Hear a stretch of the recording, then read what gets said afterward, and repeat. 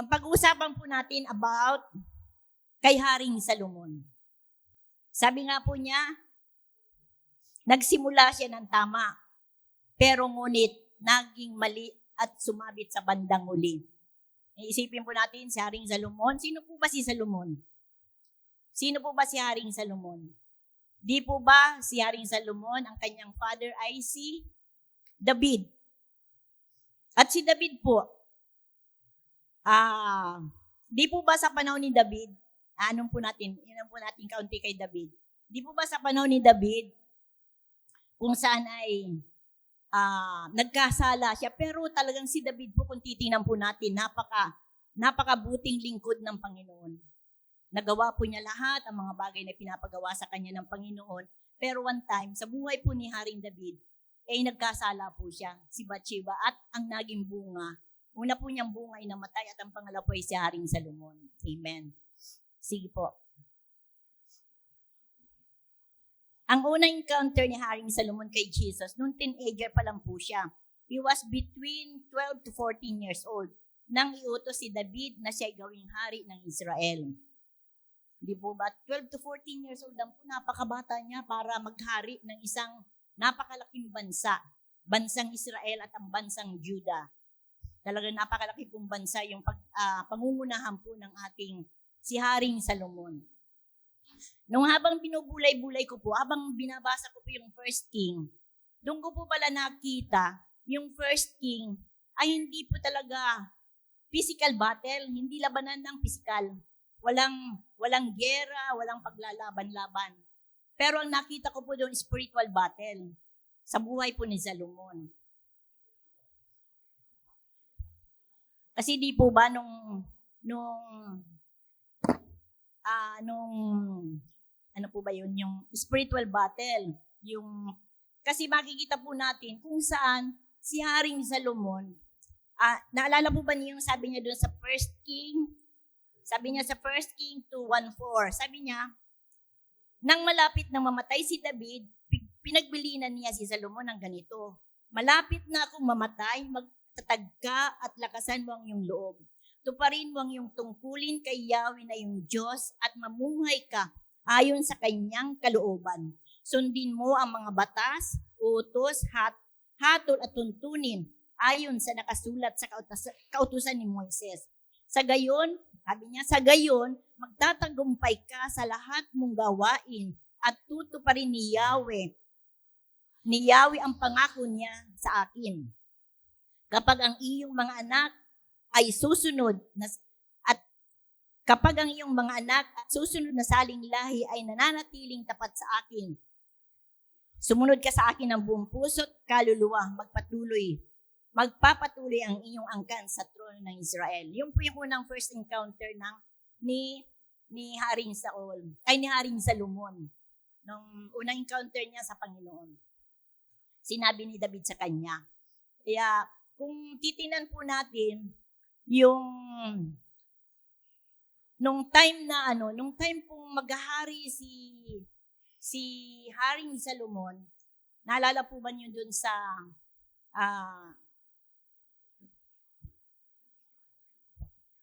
sa 1 King 3:4, sabi niya, basahin ko rin po. Minsan pumunta si Salomon sa Gabaon upang mag-andog, sapagkat yun ang sambahan sa burol ng handog na susunugin. Ginagabihan, nagpakita sa kanya si Yahweh sa panaginip at ibinigay at ano ang ibibigay ko sa iyo, sabihin, wika sa kanya. Sa 8 po, sabi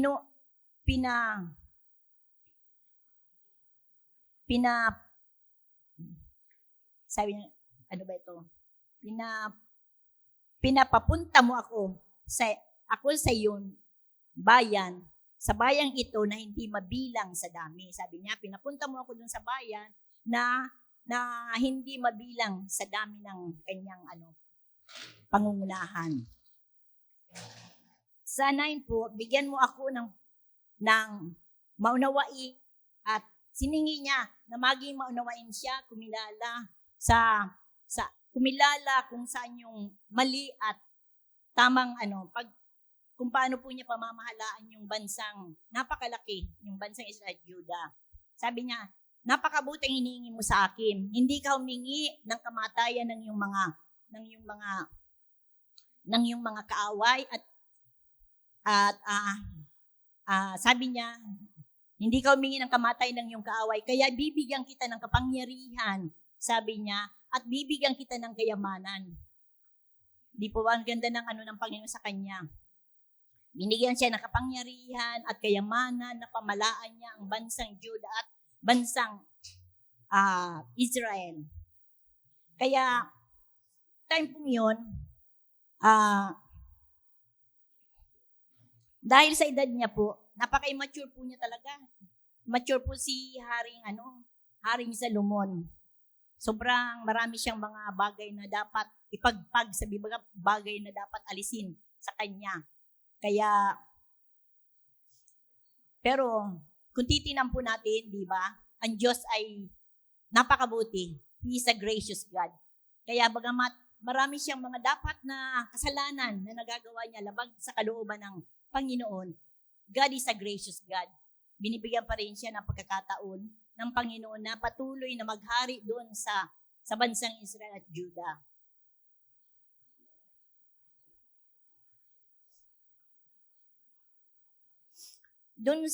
Dito po sa 1 King ulit, sa 9 verse 4-9, panibago pong encounter ni Haring Salomon kay Yahweh. Pinalalanan po naman ulit siya ni Yahweh, si Salomon.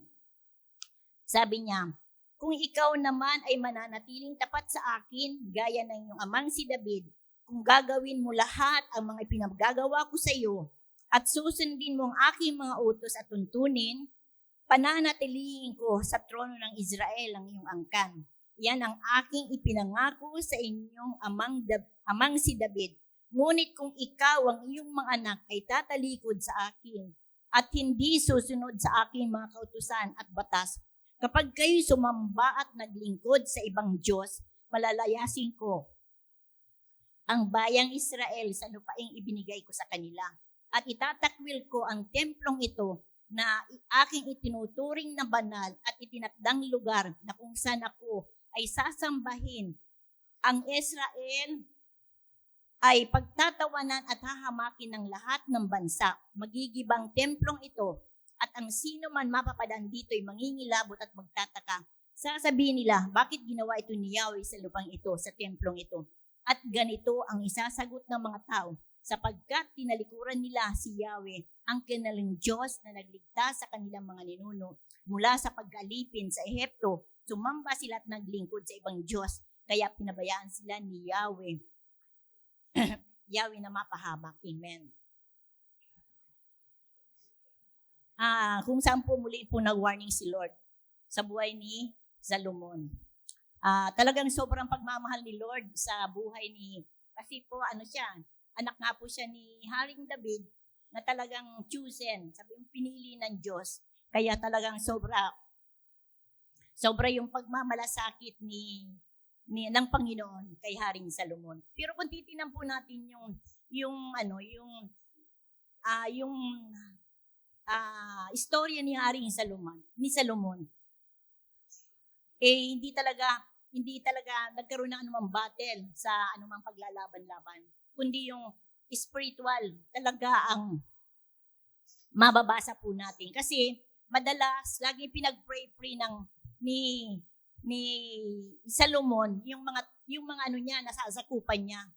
Sabi niya lagi, Panginoon, kung sila man po'y magkasala, Panginoon, hindi man po sila makaabot dun sa mga bagay na ninanais po niyo para sa kanila, Panginoon, patawarin po niyo sila, mga dayuhan, patawarin. Marami siyang prayer na humingi ng kapatawaran dun sa mga nasasakupan niya. Talagang pinag-pray niya lagi yung mga tauhan niya na lagi niyang hinahanda na yung mga tao hindi magkasala, hindi sila lumihis sa kalooban ng Panginoon. Kaya makikita mo yung pagmamahal din ni Salomon sa kanyang mga nasasakupan. Pero, sabi po niya, ano nga ba ang naging ito na po yung pag-uusapan natin kung bakit nagalit ang Panginoon kay Haring Salomon. Sabi niya, ano nga ba? Kasi lagi siyang inaano ng Lord, di ba? Lagi siyang lagi siyang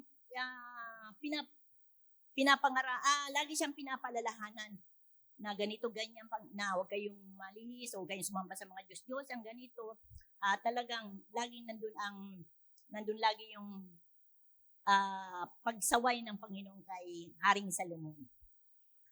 So, sabi niya, ano nga ba ang naging resulta sa pagkakamali ni Haring Salomon? Sobrang galit ni Yahweh kay Salomon, mababasa natin sa 1 King 11:1-13. Sige, makipagbasa po tayo kahit mahaba po para maunawaan po natin yung dahilan kung bakit si Haring Salomon is nagkaroon po siya ng kung ano pong parusa, ay ano pong bagay na nagawa po niya labag sa kalooban ng ating Panginoon. Sabi niya po, umibig si Salomon sa maraming dayuhang babae. Bukod pa sa anak ni Paraon, nag-asawa siya ng mga babaeng Moabita, Amonita, Edomita, Sidonio, at Hiteo. Ipinagbabawal ni Yahweh sa Israelita ang mag-asawa sa mga banyagang ito. Huwag kayong mag-aasawa sa mga lahing yan sapagkat tiyak na ililigaw kayo at hihikayating sumamba sa kanilang mga Diyos-Diyosan. Sabi ni Yahweh, ngunit nahulog ang loob ni Salomon sa mga babaeng ito. At ang mga asawa niya ay mula sa lipi ng mga hari at ang mga asawa niya ay mula sa lipi ng mga hari at 700 ang kanyang namang mga asawang lingkod ay 300. Bimo 1,000 na pangasawa ni Haring Salomon. Grabe. Grabe yung ano niya, no? Sumamba si Salomon sa Astarte, ang diyosa ng mga Sidonyo, at kay Milcom, ang karumaldumal na Diyos ng Amonita. Gumawa nga ng kasamaan si Salomon laban kay Yahweh. At hindi niya sinundan ang halimbawa ng kanyang amang si David na buong katapatan naglingkod kay Yahweh sa burol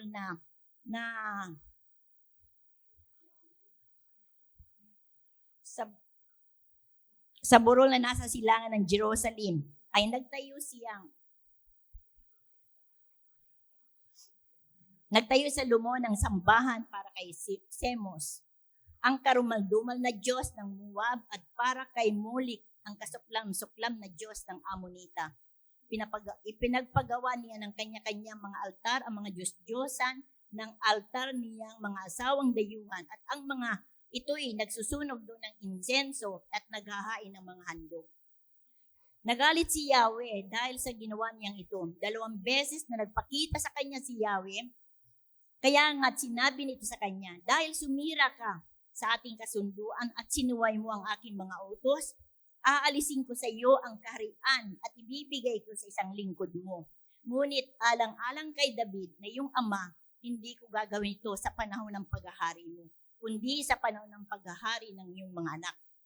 Isang lipi lamang ang ititira ko sa kanya, alang-alang kay David na aking lingkod, at alang-alang sa Jerusalem, ang lungsod na aking pinili. Amen. Praise God. Sayang biruin mo yun, 11 tribes ang dapat pamamahalaan niya. Ang dahilan lamang sa mga bagay na yung dahilan lamang sa mga bagay na ginawa niya, na pinagagawa sa kanya ng Panginoon, lumabag siya sa kalooban ng Panginoon, yun ang naging yun yung consequence na nangyari sa kanyang buhay, na nagalit sa kanyang Panginoon.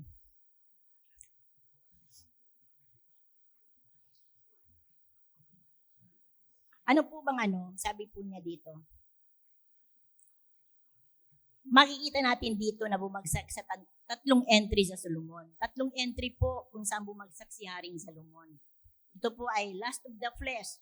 Lust of the flesh po, siya, lust of the eyes and pride of life. Doon po bumagsak si Haring Salomon. Sabi po niya doon sa lust of the flesh, sabi niya, Deuteronomy 7:17, hindi siya dapat mag-asawa ng marami at baka siya makalimot kay Yahweh. Hindi siya dapat magpayaman sa panahon ng paghahari. Di po ba? Sa panahon po niya, hindi po siya dapat magpayaman o mag-asawa ng marami o kaya hindi siya dapat magpayaman sa panahon niya. Amen. Sinabi yung pang nangyari kay Haring, ayon ang ni Haring Salomon na nakalimot siya dun sa mga pinagagawa sa kanya ng Panginoon. Yung last of the eyes naman po, 1 John 2:15, 17. Sabi po niya, huwag ninyong ibigin ang sanlibutan o ang mga bagay na nasa sanlibutan. Ang umiibig sa sanlibutan ay hindi umiibig sa Ama. Ang lahat ng nasa sanlibutan, ang pagnanasa ng laman at ang pagnanasa sa mga mata at ang pagmamalaki sa buhay na ito ay hindi nagmumula sa Panginoon kundi sa sanlibutan. Mawawala ang sanlibutan at ang lahat ng mga bagay na pinagnanasaan ng mga tao. Ngunit ang mga sumusunod sa kalooban ng Diyos ay mabubuhay magpakailanman. Amen. Praise God. Ang ganda ng pangako ng Panginoon. Mawawala ang sanlibutan at lahat ng mga bagay na pinagnanasaan ng tao. Ngunit ang mga sumusunod sa kalooban ng Diyos ay mabubuhay magpakailanman. Amen. Thank you, Lord. Hallelujah. Ang ganda ng promise ng Lord. Kung tayo ay patuloy na susunod sa kalooban lang ng ating Panginoon. Ayun namang pride of life sa 1 Corinthians 6:14. Sabi po niya, huwag kayong makisama sa mga di sumasampalataya na para bang kapareho ninyo sila. Maaari bang magsama ang katwiran at ang kalikuan o kaya ang liwanag at ang kadiliman. Amen. Kaya talaga pong napakalaki ng ng Lord sa atin. Di po ba? Sabi niya. Pero sa panahon po natin, sa mga hindi sumasampalataya, nire-record naman po tayo doon. Kaya inaano man po tayo ng Panginoon na siyempre naghahanap po tayo mga hindi mananampalataya para i-share po natin yung kalooban ng Panginoon. Pero sa paghahanap po ng mapapangasawa, yun po talaga ang inaano ng Lord na wag tayong sabi niya huwag tayong makipamatok sa mga bagay na hindi natin kasama sa ating pong pananampalataya. Kailangan magkaisa po tayo sa pananampalataya. Amen. Amen po. Sige po, tayo po muna sandali ay mag-share lang po ako sa buhay ko. Kala ko kasi mag-share lang po sana ako Yung po pala in-assign po ako ng aking pastor na mag-share na rin. Kaya sana po mag-share lang po sana ako kasi birthday ko nga po bukas. Masalamat ako sa Lord kasi I'm 72 years old. Kaya still yung lakas na nagmumula sa Panginoon is nararanasan ko. Yung pag-iingat ng Diyos nararanasan ko lagi. Kaya magte-testify lang po ako kung bakit dumating din po sa buhay ko na kung saan talagang nakaranas din po ako ng pamamalo ng Panginoon. Kasi nung mga time pong bago-bago lang po akong Kristiyano, hindi ko pa po alam yung mga consequences na yan Hindi ko pa po alam yan na may kabayaran yung kasalanan. Basta ang akin lang po, umaattend ako. Pagkatapos uwi, ganun lang po, ganun. Hindi ko alam yung mga bagay na yun na ang tagal ko rin pong isinurrender yung pagtitinda ko ng alak, ng sigarilyo. Sabi nga po ng asawa ko, lagi ko siya tumigil ka na sa pag-inom ng alak, sa paninigarilyo. Paano sabi naman niya sa akin, paano ako titigil? Ay, nandiyan naman sa sa tindahan mo at naka-display pa. Sabi niya, sabi ko nga pala, sige, sabi ko, huminto ka na kasi makakasama sa iyo yan. At talaga naman, praise God, through prayer sa pananalangin niya hanggang sa dumating point na pumait na nga po yung alak at yung sigarilyo hanggang talagang to the grace of God, yung grace ng Lord, talagang naranasan niya po talagang inalis po sa kanya yung paninigarilyo at pag-inom ng alak. Basta na lang daw, pumait na lang yung panlasa niya at talagang hindi na siya nag-tempt at hindi na po siya talaga gumamit pa nung mga bagay na bawal talaga po para sa katawan, para sa kanyang katawan. At yun na nga po, hanggang po dumating sa talagang pinagpapala naman po ako noon. Nung bago-bago lang po akong Christian, talagang naranasan ko po yung pagpapala ng Panginoon. Pinagpapala niya po yung hanap buhay namin. Lagi naman po punong-puno naman po. Nandiyan naman yung nagkaroon ako ng bakery, nagkaroon ako sa sari store, nagkaroon ako ng canteen, lahat. Nararanasan ko naman po yung biyaya ng Diyos. Pero sa mga time na yun, parang hindi ako nasatisfied. Parang naghanap pa rin po ako na masigit pa. Kasi gusto ko pong magkapera, gusto kong yumaman, at gusto ko po talagang masunod yung gusto ko sa pamilya ko. At hanggang dumating po sa time na nangutang na po ako doon sa mga sabing mga 5-6, mga loan, nag-loan na po ako hanggang sa nag-guarantor na rin po ako. Ay, Christian na po ako nung mga time na yun eh. Hanggang sa nag-guarantor na po ako doon sa tao. Na pero sa panahon pong yun, talagang grabe na po yung conviction ng Lord sa akin. Lagi na po nagpapaalala ang Panginoon sa akin. At talaga namang binatel ko rin po yun sa prayer. Panalangin. Talagang panalangin ng lagi pinapanalangin. Iniiyak ko lagi yun sa Panginoon. Sabi ko, Panginoon, parang lumulubog na po ako sa isang kumunoy. Lord, tulungan po ninyo ako. Hindi ko pa alam kung paano ako makakaalis sa sitwasyon kong ito. At dumating nga po, napakasakit po ang talagang pamamalo nangyari sa amin. Sa akin po, sa amin po mga buhay. Na kung saan is nasunugan nga po yung buong kabuhayan namin. Yung buong bahay na amin pong pinagkukunan, talagang nasunog. Totally talagang nawala yun, nasunog. At praise God, 12 o'clock in the midnight, alas 12 po ng gabi, nang magkaroon ng sunog. At salamat na lang sa Lord, talagang sa panahon po yung, katatapos po lang po namin ng prayer meeting, kalat po yung mga anak ko, yung 3 anak kong babae, nasa kwarto, mga natutulog. Kasi prayer meeting po, hindi ko pa po sila na dun sa dapat nilang tutulugan. At yung 2 ko naman lalaki, nandun sa ilalim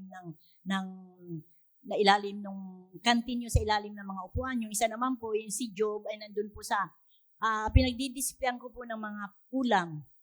Talaga, salamat sa Lord, talagang napakabilis din po ng rescue. Nandun naman po yung kapatid ko na lalaki. Kaya mabilis po namin na-rescue sila na yung kapatid ko po pumunta sa, tama po kasi nung time na yun, dumating yung kapatid po galing sa Saudi. Di po ba may mga separation pay, may mga malaking pera na dala-dala. Ay binigay po sa akin nung kapatid ko yun. Sabi nung kapatid ko, ate, yung perang na binigay ko sa'yo, na ano mo ba, nadala mo? Sabi ko, hindi. Nandun pala sa ilalim ng kama. Sabi ko, nandun. At talaga namang mabilis, inakyat namin at nakakuha rin agad ng towel, nabasa yung kapatid ko at itinabing niya sa ulo ko at sinaklob niya sa ulo ko. At nakuha po naman namin. Pero yung iba po talaga hindi, as in talagang nasunog lahat. At ang ginawa po niya, sinipa na po niya yung kwarto ng mga anak ko at talagang wala po kaming na-save talagang. Sobra yung palo na ginawa sa akin ng Panginoon. Kaya lang praise God, nung makapunta na nga po kami dito sa Maligaya, praise God, sabi ko, Panginoon, hindi ko na po gagawin yung mga bagay na labag po sa inyong kalooban. At magmula nga po noon, salamat sa Lord, na bagamat wala man akong malaking hanap buhay, wala man akong pinagkukunan, wala na rin po yung asawa ko, pero yung Diyos na nagbe-bless sa atin, yung Diyos na nagpapala sa atin, hindi niya tayo pinagkukulang sa lahat ng ating mga pangangailangan. Kailangan lamang po, sumunod po tayo sa kanyang kalooban. Amen po ba? Amen. Sige po. Sabi po niya dito, naalala po ba yung tinuro ni Brother Denzel? Sabi po niya, the Lord has given us free will. Free will. Sabi niya, mamimili po tayo. Di po, may free will naman tayo kung saan po natin gusto. Gusto po ba natin na maging sumunod sa Diyos o gusto po natin lumingi sa kalooban ng Panginoon? Kaya, sabi niya, life is all about choices. Ang tanong, ano ang pipiliin mo? Pagpapala na nagmumula sa Diyos o sumpa mula sa galit ng Diyos? Di po ba? Choices po yun. Mag-choice po tayo. Saan po ba tayo? Pagpapalang nagmumula sa Diyos o sumpa na nagmumula, galit na mula sa ating Diyos. Ano nga ba ang mga nais ng ating Panginoon? Ito po, isa po. Ano nga ba ang nais ng ating Panginoon na dapat na ginagawa natin, na dapat pinagsisikapan natin bilang isang Kristiyano? Matatagpuan po natin sa Deuteronomy 10:12-22. Sabi niya, Bayang Israel, ano nga ba ang nais ni Yahweh mula sa inyo? Ang gusto lang naman niya ay, sabi niya po, number 1, A, igalang ninyo siya. Number B, sundin ang kanyang mga utos. Number 3, ibigin siya, paglingkuran ng buong puso, kaluluwa, at tuparin ang kanyang mga bilin at tuntunin. Ito rin naman ay para sa inyong kabutihan. Sa 14 po, ang pinakamataas na langit, ang daigdig at ang lahat ng narito kay Yahweh. Sa 15 po, ngunit sa laki ng pag-ibig niya sa inyong mga ninuno, kayong lahi nila ay pinili niya sa gitna ng maraming bansa. Amen. Praise God. Salamat. At pinili po tayo ng ating Panginoon. Kaya nga, sabi niya, kaya nga maging masunurin kayo at huwag maging matigas ang inyong ulo. Sapagkat si Yahweh, sa 17 po, sapagkat si Yahweh ng iyong Diyos ay Diyos ng mga Diyos, Panginoon ng mga Panginoon, makapangyarihan at kakilakilabot, at hindi nasusuhulan. 18, binibigyan ng katarungan ang mga ulila at balo. Minamahal niya ang mga dayuhan at binibigyan ng pagkain at damit.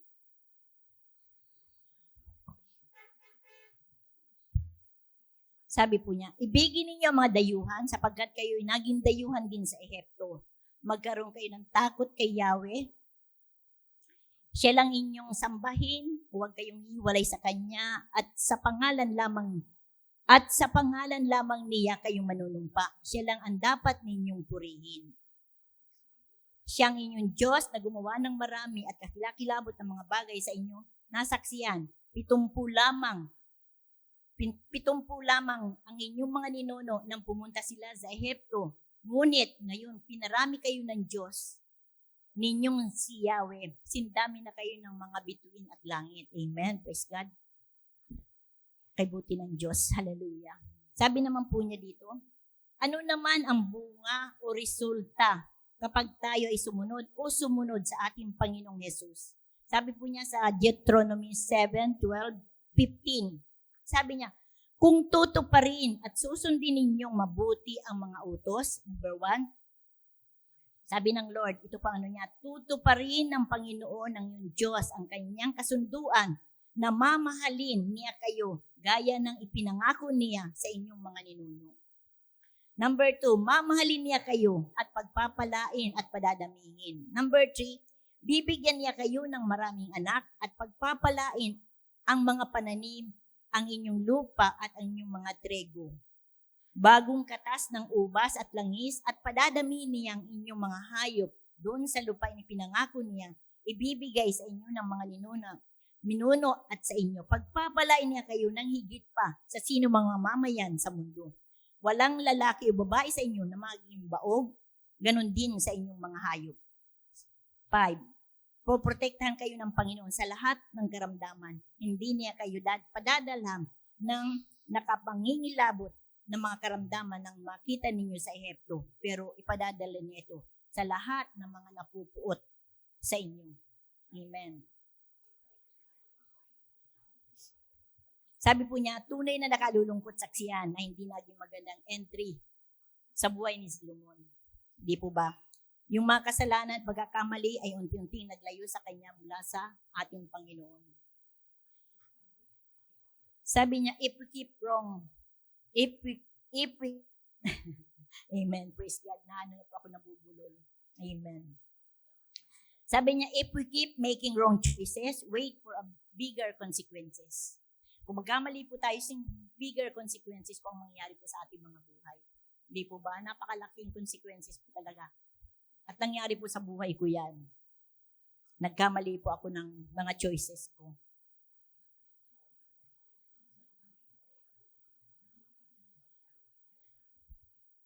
Malapit na po tayong makatapos. Sabi po dito sa aking note,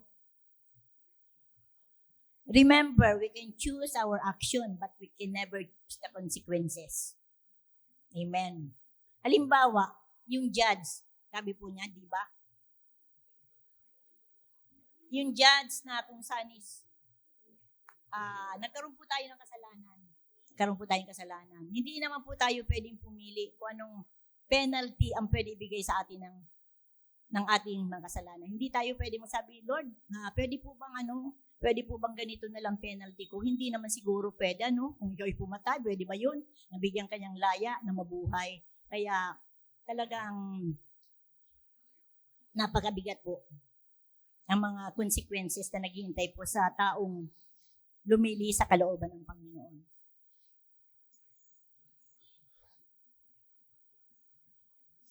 Sabi po niya sa Joshua 24:15, at kung ayaw ninyong, sabi po ni Joshua yan, at kung ayaw maglingkod kay Yahweh, pumili kayo ngayon kung sino ang inyong paglilingkuran. Ang mga Diyos na pinaglilingkuran ng inyong mga ninuno sa Mesopotamia o ang mga Diyos ng mga Amoreo na sinasamba dito sa lupaing inyong tinitira. Ngunit, sabi po ni Joshua, ngunit para sa akin at aking buong sambayan, kay Yahweh kami maglilingkod. Amen? Dapat ganun po sana tayo. Kay Yahweh po tayo maglingkod. Hindi sa mga anumang mga uri ng mga Diyos-Diyosan, ng mga bagay na inaalok sa atin ng mundo. Tagi po tayong maging mapagmatsyag, maging mapagbantay sa ating pong mga buhay.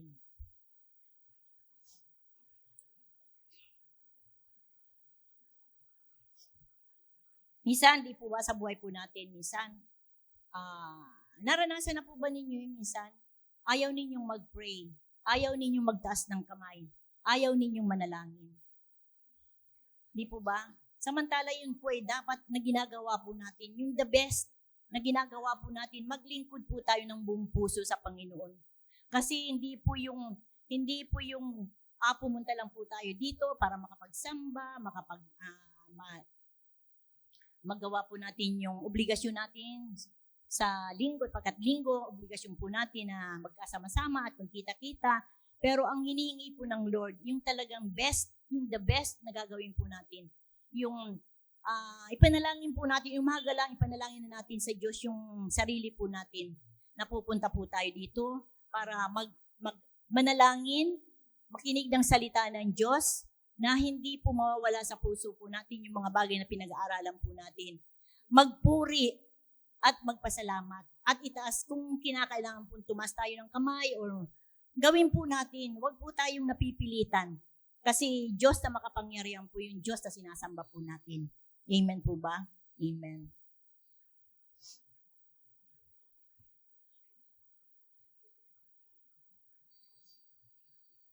Sabi po niya dito sa Isaiah 59, verse 1-2. Narito ang kamay ng Panginoon at hindi maikli na di makapagliligtas, ni hindi mahina ang kanyang pandinig, na ito'y di makarinig. Ngunit, pinaghihiwalay ng inyong mga kasamaan, kayo at ang inyong Diyos at ang inyong mga kasalanan, ang siyang kubli ng kanyang muka sa inyo, anupat siya ay hindi nakikinig. Amen. Nandali po sa kasalanan, hindi naririnig ng Diyos yung mga panalangin po natin. Kaya may minsan, natanong po natin sarili natin, bakit naman, Lord, napakatagal naman ninyong sagutin yung mga panalangin ko. Di po ba? Nagtatanong din po tayo minsan sa mga ganun. Lord, bakit ang tagal naman gumaling ng mahal ko sa buhay? Bakit ganun, Lord? Bakit ganun? Pero sabi ng Lord, wait lang. Inaayos ko lang yung puso ninyo. Gusto ko yung puso ninyo talaga na naroon talaga yung buong puso niyong hinahanap ninyo yung kalooban ng Panginoon. Kasi minsan nag-pray po tayo, Lord, ganito, ganyan lang, ganito Panginoon, ganyan, ganyan. Pinipilit natin lagi sa panalangin natin ng Panginoon. Pero hindi, ang inano lang ng Lord is, bigyan natin ng oras, bigyan natin ng time, at bigyan talaga natin. At lagi natin i-claim yung pangako ng Panginoon. At talaga naman napakabuti ng Diyos na sa bawat hiningi po natin. Basta nakita na po niya ng ayos na po yung puso natin. Talaga pong matatanggap po natin yung mga panalangin natin mula sa ating Panginoon. Amen.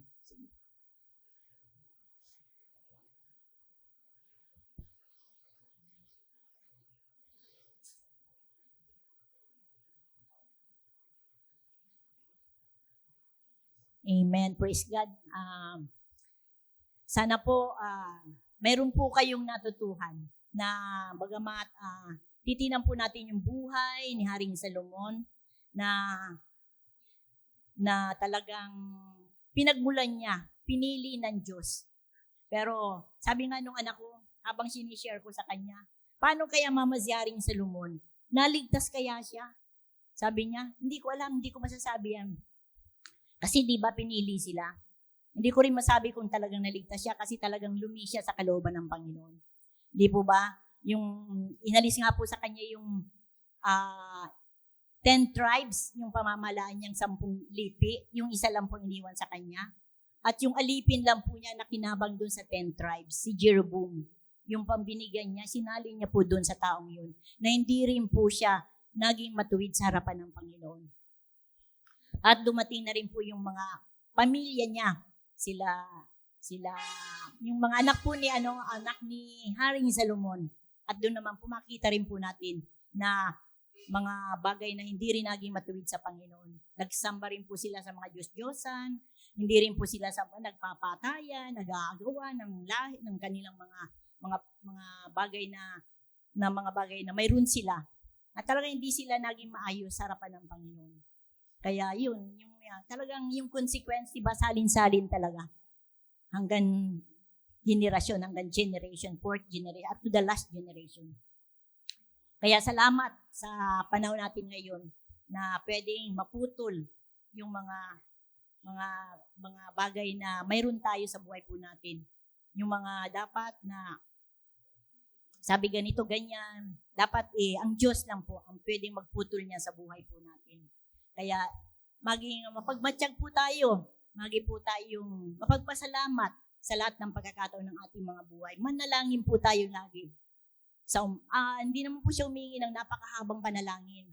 Ang gusto lang ng Lord, lagi tayong na minsan dumarating yung point na, di po ba minsan, may mga pumapasok na kaaway sa puso po natin, sa kaisipan natin, na di natin alam, minsan, nangyayari po sa akin kasi yan na minsan may i-inject kaaway, pero kailangan po maging tayo, mapagmatsyag sa spiritual na relasyon po natin sa Panginoon. Matuto po tayo laging mag-repent lagi tayo sa Panginoon. Humingi lagi tayo ng kapatawaran sa lahat-lahat po ng mga araw, sitwasyon po ng buhay natin. Kaya, sige po, tayo po'y patuloy na, tayo po'y darako na sa closing prayer. Sige po, ako po'y mananalangin. Hallelujah.